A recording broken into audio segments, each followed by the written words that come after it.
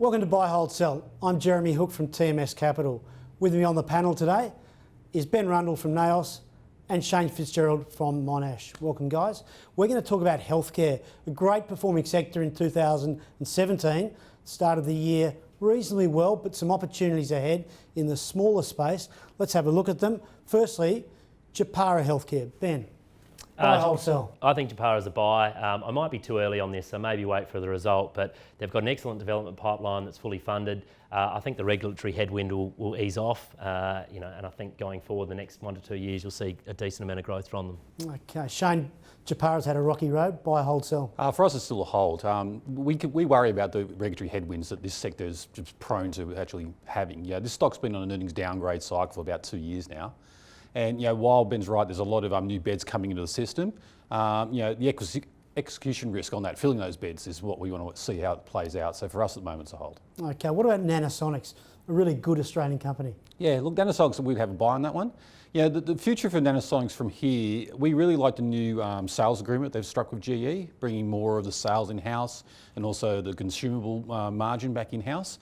But that also means that now the business at a point where it's starting to make money. Okay. You're going to see some of that money go into the R&D, and that's going to bring on the second and third products. Now, the market's been waiting for these for a long time now. I think the company is probably getting close to the point where they're going to announce what these new products are. They've been working on them for a long time.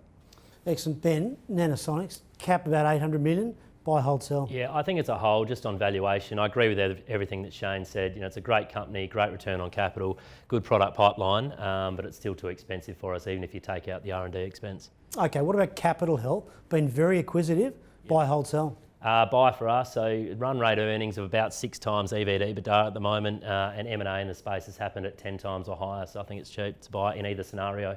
Great, okay. Has it done too much? Buy, hold, sell, Capital Health? That's back to a hold for us as well, that one. While we like acquisition roll-up type stories, which it is, we're less comfortable with the organic growth that the business has.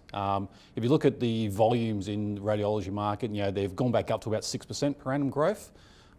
That's the same level where the last regulatory change came in. Okay. And it came back down to like 2%, I think it was a couple of years back. So, we're generally cautious on these healthcare providers where there's a large government influence involved.